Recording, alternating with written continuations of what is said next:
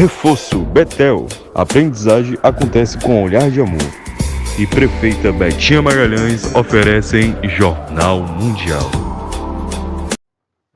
Boa noite. Boa noite. O preço do café dispara no Brasil e chega a 33% de reajuste devido à seca e altas temperaturas. O Hamas liberta 4 soldados israelenses mantidos em cativeiro. Israel acusa o grupo terrorista de violar o acordo de cessar-fogo ao libertarem soldados antes de civis. O governo dos Estados Unidos inicia a mobilização de 1.500 militares na fronteira com o México para fechar a passagem de migrantes. 6 anos após a tragédia da barragem de Brumadinho, Minas Gerais tem mais de 40 em nível de alerta ou emergência. E um gigantesco iceberg que está se afastando da Antártica pode ameaçar filhotes de pinguins na Geórgia do Sul. Em meio minuto no Jornal Mundial.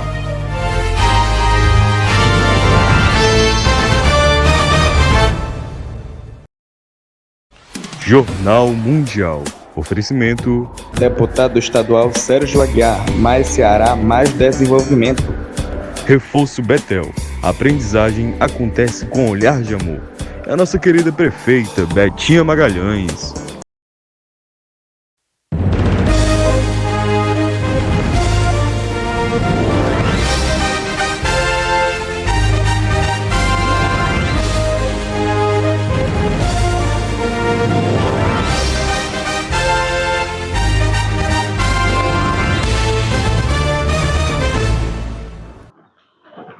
O preço do café no Brasil disparou e chegou a 33% de reajuste. O grão moído teve uma alta após ser atingido pela seca e altas temperaturas. A reportagem é de Gabriel Braga. A seca e as altas temperaturas prejudicam a produção de café e estão deixando a bebida cada vez mais cara no Brasil. O órgão moído teve uma alta de quase 33% no acúmulo dos 12 meses, segundo o Índice Nacional de Preços ao Consumidor Amplo. Nos supermercados, o pacote de 1 kg está sendo comercializado em média a R$ 48,57, segundo a Associação Brasileira da Indústria de Café, ABIC. Já em janeiro, o valor era de R$ 35,09. De acordo com os especialistas do setor, os preços devem se manter elevados, pelo menos até 2026, uma vez que as lavouras podem demorar para se recuperar. Ainda assim, esse cenário vai depender das condições climáticas de 2025, apesar de ter chovido durante a florada, período fundamental para o desenvolvimento do grão. As árvores ainda precisam abortar os frutos. Provavelmente as plantas vão gastar energia agora fazendo folha, formando galhos, sendo que era o momento de elas cuidar dos grãos, diz Renato Garcia Ribeiro, pesquisador especializado em café do Centro de Estudo Avançado em Economia Aplicada, a CPA. Atualmente o grão está sendo formado no pé para a colheita de 2025. 6 anos após a tragédia do desprendimento da barragem em Brumadinho, Minas Gerais tem mais de 40 em nível de alerta ou emergência. Veja na reportagem de João Pedro Coutinho. 6 anos após a barragem de córrego da região da mineradora Vale se romper em Brumadinho, na região metropolitana de Belo Horizonte, causando mais de 270 mortes, Minas Gerais abriga 43 estruturas em nível de alerta de emergência, segundo dados da Agência Nacional de Mineração, ANM. O número corresponde a 42% do total de barragens nessa situação em todo o Brasil, 102. Em Minas Gerais, essas estruturas de risco estão distribuídas em 19 municípios, principalmente na região central. São eles 15 barragens em nível de alerta, 22 em nível de emergência 1, 4 de emergência 2 e 2 de emergência 3. As duas barragens em situação de maior gravidade são Forquilha 3, da Vale, em Ouro Preto, na região central do estado, e Serra Azul, da ArcelorMittal, em Itaiçuna Grande, BH. A primeira armazena 19,4 milhões de metros de rejeitos de mineração. A segunda, 5,02 milhões. Ambas foram construídas pelo método montante, com as que colapsaram em Brumadinho e em Mariana. Nesse tipo de estrutura, os aterramentos em forma de degraus são feitos com o próprio rejeito depositado. Barragens e pilhas de rejeito atualmente são a nossa maior preocupação, especialmente as barragens que estão em algum nível de alerta ou risco, mas também as que não estão por causa das chuvas e metas. A maioria dessas estruturas não tem um dimensionamento adequado para suportar essas chuvas intensas que a climática vem trazendo, afirmou o especialista em conflitos ambientais da mineração e professor do IFMG, Daniel Néria. Depois das tragédias em municípios mineiros, a construção e até o aumento de barragens de mineração montante foram proibidos no Brasil. A Lei Federal 14.066 de 2020 estabeleceu 25 de fevereiro de 2022 como data final para a descaracterização de estruturas desse tipo. No entanto, esse prazo não foi cumprido. Em Minas Gerais, segundo o Ministério Público Estadual, 19 foram descaracterizadas, isto é, deixaram de exercer a função da barragem. João Pedro Coutinho, Jornal Mundial. A polícia espanhola anunciou nesta sexta-feira que desmantelou uma organização criminosa da China que enganava mulheres asiáticas, algumas delas menores de idade, para levá-las à Espanha, Grécia e Estados Unidos, onde seriam exploradas sexualmente. A polícia espanhola desmantelou uma organização criminosa chinesa que enganava mulheres asiáticas para que fossem para a Espanha, Grécia e Estados Unidos, onde eram exploradas sexualmente. Segundo um comunicado divulgado nesta sexta-feira, as autoridades conseguiram libertar 33 vítimas, uma delas menor de idade, e fecharam 2 bordéis. No total, foram 30 prisões em Barcelona, Madrid e outras partes da Espanha. A polícia destacou que a gangue desmantelada, chamada Tianxia-Xi, era uma rede particularmente violenta. Os criminosos se aproveitavam da situação vulnerável das jovens para enganá-las, oferecendo um futuro melhor no exterior, quando na realidade buscavam explorá-las na prostituição, muitas vezes em condições próximas à escravidão.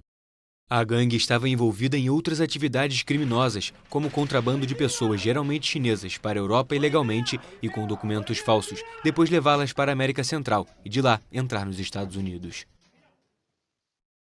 O governo dos Estados Unidos iniciou na quarta-feira o deslocamento de cerca de 1.500 militares na fronteira com o México, dando assim o primeiro passo para cumprir a promessa do presidente Trump de fechar a passagem de imigrantes e reforçar a segurança. O governo dos Estados Unidos iniciou na quarta-feira o deslocamento de cerca de 1.500 militares na fronteira com o México, dando o primeiro passo para cumprir a promessa do presidente Donald Trump de fechar a passagem de imigrantes e reforçar a segurança da fronteira. Na primeira etapa, foi feito o envio de tropas e de helicópteros e seu respectivo pessoal, assim como de analistas de inteligência que ajudem nas tarefas de fiscalização e controle. Segundo a estimativa do governo, isso representa um aumento de 60% no número de forças ativas no terreno desde que Trump assumiu o cargo na segunda-feira. O Pentágono também fornecerá transporte aéreo militar para apoiar os voos de deportação de mais de 5.000 estrangeiros ilegais de San Diego, na Califórnia, e El Paso, no Texas, que foram detidos pela Alfândega e Proteção de Fronteiras. A defesa americana também disse que começará a ajudar na construção de barreiras físicas temporárias e permanentes para aumentar a segurança e reduzir as travessias de fronteiras ilegais e o tráfico. Trump assinou na segunda-feira a ordem executiva que instrui o Pentágono a mobilizar as tropas necessárias para alcançar, em suas palavras, um controle operacional completo da fronteira sul dos Estados Unidos. A seguir, o governo dos Estados Unidos inicia a mobilização de 1.500 militares na fronteira com o México. E um gigantesco iceberg que está se afastando da Antártica pode ameaçar filhotes de pinguins na Geórgia do Sul.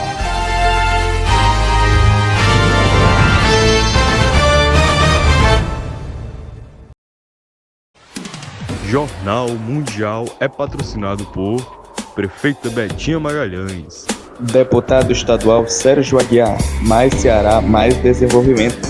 Ebert Importados, a loja mais amada de Camusim, e Reforço Betel. A aprendizagem acontece com um olhar de amor.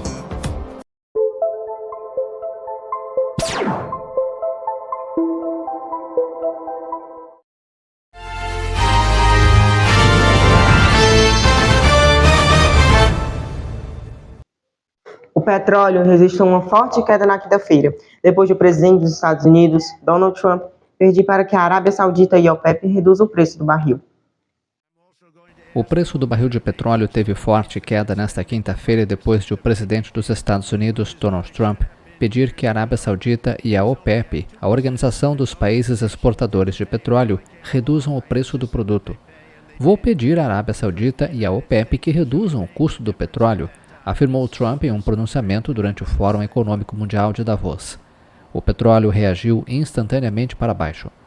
O Brent do Mar do Norte, para entrega em março, cedeu 0,90%, fechando em $78,29. Já o West Texas Intermediate, para o mesmo mês, desvalorizou 1,09%, encerrando o pregão a $74,62. O retorno de Trump ao poder coloca os operadores em alerta e traz muita volatilidade, afirmou Phil Flynn, do Price Futures Group. Para impulsionar os preços, a OPEP e seus aliados estão adotando desde o final de 2022 uma estratégia para retirar petróleo do mercado. O cartel dispõe agora de uma capacidade ociosa de produção de quase 6 milhões de barris diários, que o presidente americano gostaria de aproveitar para que o custo da energia caísse drasticamente.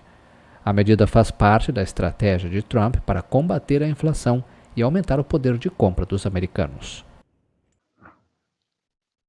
4 militares israelenses foram libertados neste sábado na segunda troca com detentos palestinos sob o acordo de trégua entre Israel e o Hamas. O governo israelense acusou o grupo terrorista de violar o acordo ao libertar primeiro soldados antes de civis.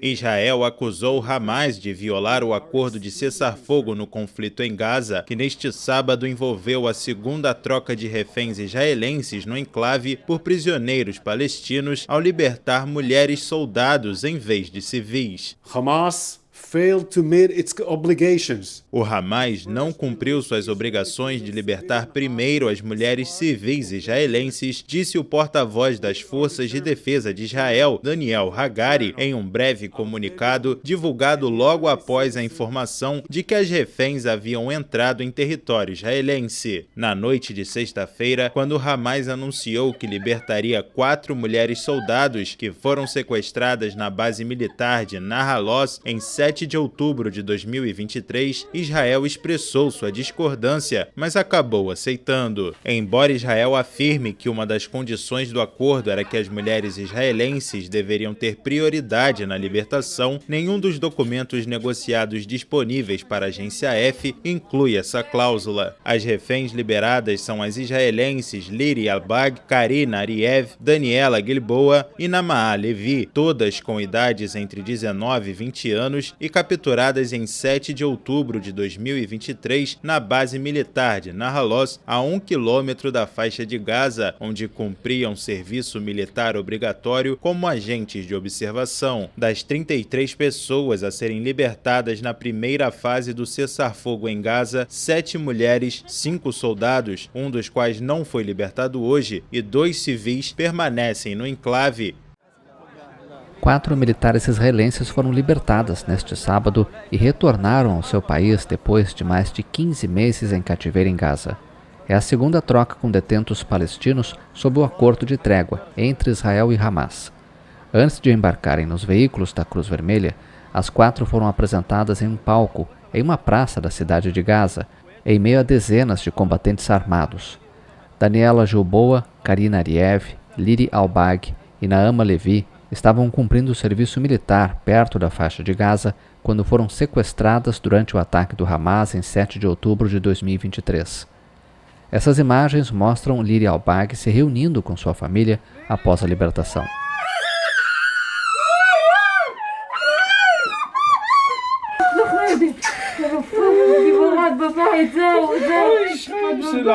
Também neste sábado, a administração penitenciária israelense informou que libertou 200 prisioneiros palestinos mantidos em suas prisões, sob o acordo de cessar-fogo na faixa de Gaza.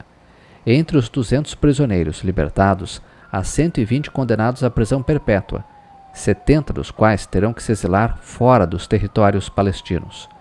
Os ônibus os transportaram a partir das prisões de Ofer, na Cisjordânia ocupada, e Ziot, no deserto de Negev. Entre esta lista de detentos está Mohamed Tous, membro de 69 anos do Fatah, e o palestino preso ininterruptamente por mais tempo, há quase 40 anos, de acordo com o Clube dos Prisioneiros Palestinos, ONG de defesa dos detentos. Um mega iceberg está se afastando da Antártica em possível rota de colisão com a Geórgia do Sul. Cientistas temem que possa ameaçar filhotes de pinguins e focas. Este é o iceberg A23, o maior do mundo. A gigante parede de gelo está se afastando lentamente da Antártica, em uma possível rota de colisão com a Geórgia do Sul, um território britânico a cerca de 1.400 quilômetros das Ilhas Malvinas e uma importante área de reprodução da vida selvagem. Cientistas temem que, se continuar nesse curso, possa ameaçar filhotes de pinguins e focas. Andrew Myers, oceanógrafo da British Antarctic Survey, afirmou que era difícil prever o curso do iceberg, mas as correntes predominantes sugeriam que alcançaria a plataforma continental rasa ao redor da Geórgia do Sul em 2 a 4 semanas. Mas o que poderia acontecer depois é uma incógnita. O iceberg poderia evitar a plataforma e ser levado para águas abertas, além da Geórgia do Sul. Ou poderia atingir o fundo e ficar preso por meses e quebrar em pedaços. Esse cenário impediria que focas e pinguins se alimentem e criem seus filhotes na ilha. Outros icebergs já encalharam no local e isso causou mortalidade significativa entre filhotes de pinguins e de focas. Outros icebergs já encalharam no local e isso causou mortalidade significativa de filhotes de pinguins e de focas. Com cerca de 3.500 km², o maior e mais antigo iceberg do mundo se desprendeu da plataforma antártica em 1986 e permaneceu preso por mais de 30 anos antes de finalmente se libertar em 2020, em uma lenta jornada para o norte, às vezes atrasada por forças oceânicas. Tomara que isso não aconteça, né? Sim, que não afete os pinguins. Queria dar boas-vindas ao João Pedro, que agora é mais um integrante daqui da TV Mundial. Seja bem-vindo e sinta-se acolhido pela nossa equipe. Muito obrigada, querida amiga Victoria, e quero agradecer a vocês, nosso público e a TV Mundial. Para rever nossas reportagens, volte o vídeo aqui no YouTube e não se esqueça de seguir a nossa página lá no Instagram. Se inscreva no canal e deixe seu like. Boa noite para você. Boa noite e um ótimo domingo.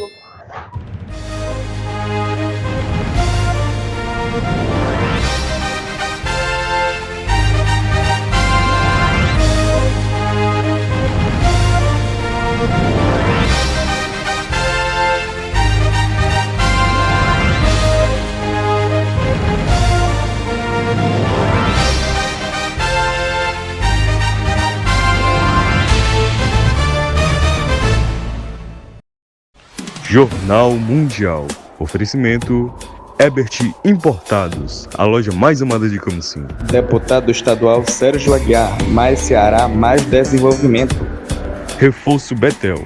A aprendizagem acontece com olhar de amor. É a nossa querida prefeita Betinha Magalhães.